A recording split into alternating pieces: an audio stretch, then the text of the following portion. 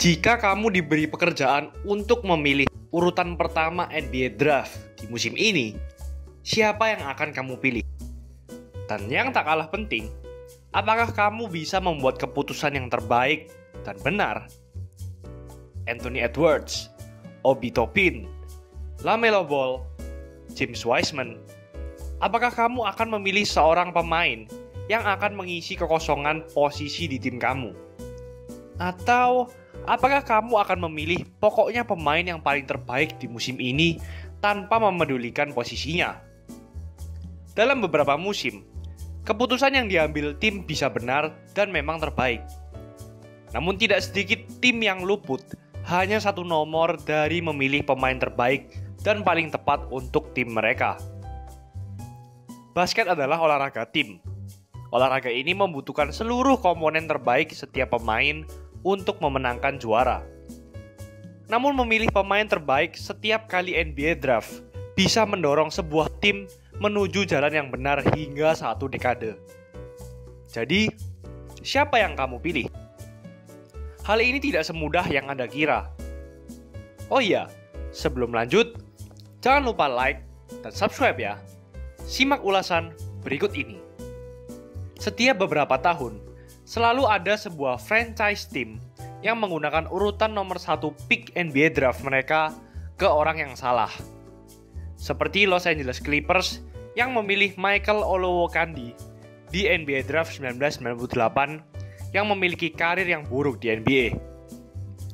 Pasti ada alasan mengapa puluhan NBA General Managers, Scouts, pelatih, dan jutaan dolar yang digunakan untuk mendapat kesimpulan bahwa pemain-pemain berikut memang layak untuk dijadikan pemain urutan pertama di NBA Draft.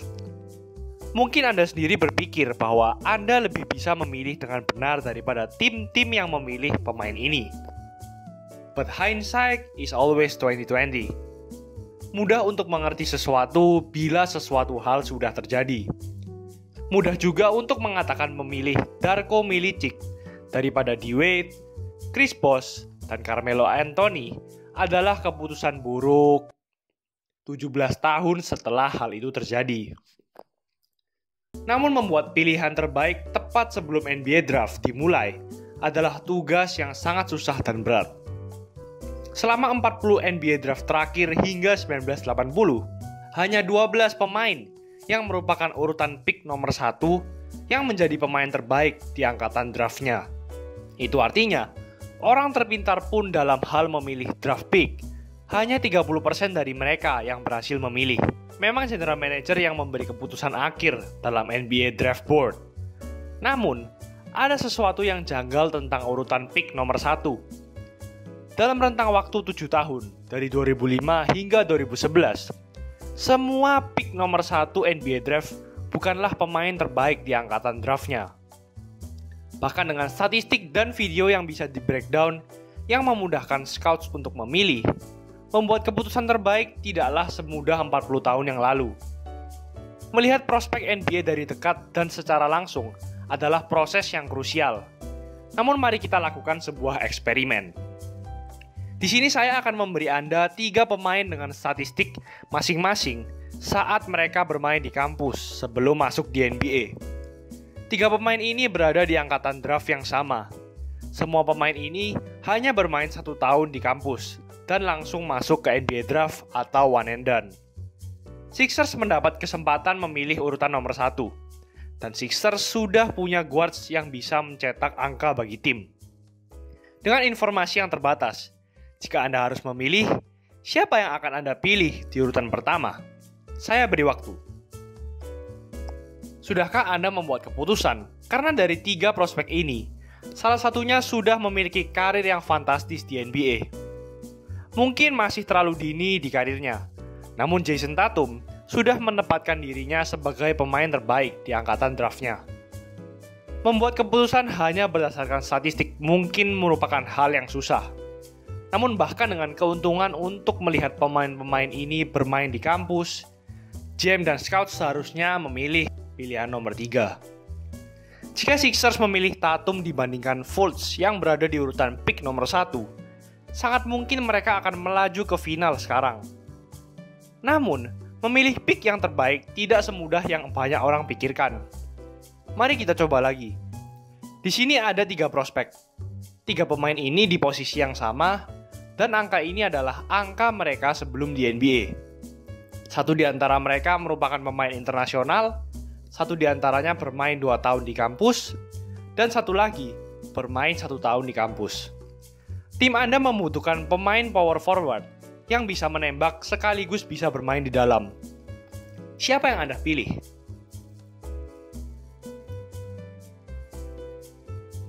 Jadi, siapakah yang Anda pilih? Saya harap itu prospek nomor 1.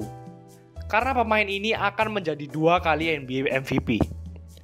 Setelah kita berdiskusi untuk memilih beberapa pick, sangat sulit bukan untuk memprediksi karir mereka nantinya.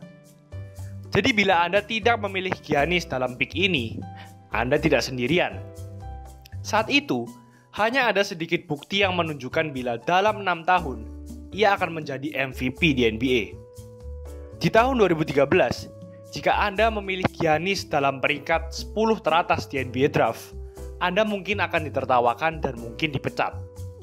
Dan di tahun 2013 juga, jika Anda membiarkan Anthony Bennett jatuh di bawah 10 peringkat teratas, Anda juga akan ditertawakan dan dipecat. Namun bila melihat faktanya sekarang, kedua keputusan tersebut seharusnya terbalik kan? Mari lakukan sekali lagi. Di sini kita punya 3 guard. Masing-masing punya kelebihan dan kekurangan serta gaya permainan yang berbeda. Di situasi ini, tim Anda sebenarnya tidak membutuhkan guard. Namun Anda menyadari bahwa pemain terbaik dalam angkatan draft ini semuanya adalah guard. Jadi, siapa yang Anda pilih? Yap, di kasus ini masih terlalu dini untuk mengatakan pemain mana yang akan menjadi pemain terbaik di NBA. Juga sulit untuk mengatakan prospek mana yang akan menjadi yang terbaik, karena gaya permainan serta lingkungan mereka juga berbeda. Eksperimen seperti ini sangatlah susah. Anda mungkin tidak punya kesempatan untuk melihat kelebihan dan kekurangan secara langsung. Namun setidaknya inilah yang harus dilakukan scouts dan pelatih setiap tahun. Dan seperti layaknya liga, NBA Draft punya beberapa tahap. Saat di awal tahun 2000, ketika NBA sedang giat-giatnya memprospek anak-anak SMA, sejak NBA didirikan tahun 1949 hingga NBA Draft tahun 2000, hanya ada total 14 pemain SMA yang masuk ke NBA Draft. Tepat selama 5 tahun beruntun setelah NBA Draft tahun 2000, total ada 28 pemain SMA yang masuk ke NBA. Dengan puncaknya di tahun 2004 dan 2005, di mana ada 17 pemain SMA yang masuk ke NBA Draft hanya dalam 2 musim.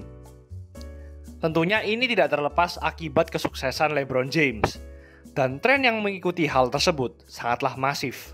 Tim NBA mengejar banyak pemain SMA seperti Robert Swift dan Ricky Sanchez, dengan harapan mereka akan menjadi superstar di NBA. Fakta tentang draft juga mengejutkan. Hanya 5 kali di sejarah NBA, pemain SMA menjadi pick urutan pertama di NBA Draft. Semua 5 pick ini berada dalam rentang waktu 6 tahun. Namun, keberuntungan tim NBA dalam membuat keputusan terbaik sangatlah kecil. Dari puluhan ribu potensial prospek, NBA menyeleksi semua pemain tersebut hanya menjadi 80 pemain. 80 pemain yang punya kesempatan untuk di-draft. Dari 80, hanya 60 yang akan di-draft. Dari 60 yang di-draft, 8 pemain tidak bermain sedetik pun di NBA. Dari 52 yang pernah bermain, hanya 39 pemain yang bermain sedikitnya 1 musim di NBA. Hanya tersisa 39 pemain, padahal kita baru berbicara tentang berapa lama pemain tersebut bermain di NBA. Dari 39, hanya 12 pemain yang mencetak rata-rata lebih dari 10 points per game di karirnya. Dari 12 pemain, sedikitnya ada 5 pemain yang masuk ke NBA All-Star. Namun disinilah yang lebih mengejutkan. Dalam rata-rata, hanya 1 pemain dari 2 angkatan draft yang sudah digabung yang menjadi MVP.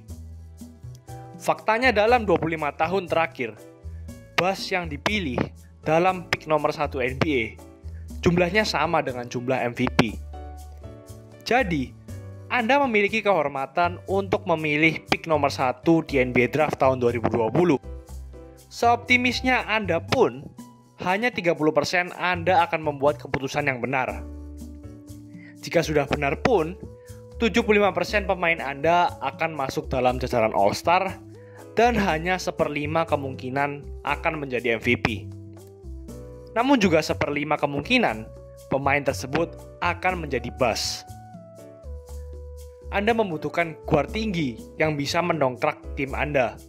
Namun Anda juga bisa mencoba pemain bertinggi 216 cm yang berpotensi menjadi pemain terbaik tanpa memedulikan posisi.